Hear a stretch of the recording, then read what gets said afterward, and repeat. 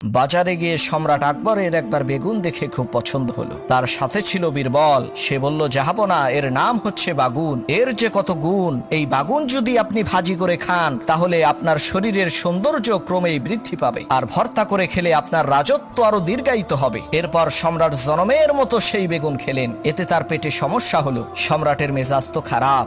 বীরবল বলল, জাহাপনা, আপনার মন খারাপ কেন? সম্রাট বলে, আরে বেটা, তুমি কি তরকারি খাওয়াইলা? পেটের ব্যথায় অস্থির হয়ে গেছি। বীরবল বলে, জাহাপনা, ওইটা কোনো তরকারি হইল নাকি? ওর নাম তো বেগুন। ওর তো কোনো গুণই নাই, আছে শুধু চুলকানি।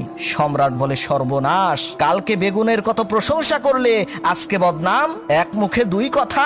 বীরবল বলে, জাহাপনা, কিছু মনে করবেন না, আমি তো আর বেগুনের চাকরি করি না, আমি করি জাহাপনার চাকরি। আপনি গতকালকে বেগুনকে ভালো বলেছেন, তাই আমিও ভালো বলেছি। আজকে আপনি খারাপ বলছেন, আমি কি ওই খারাপ জিনিসকে ভালো বলে কল্লা হারাবো নাকি?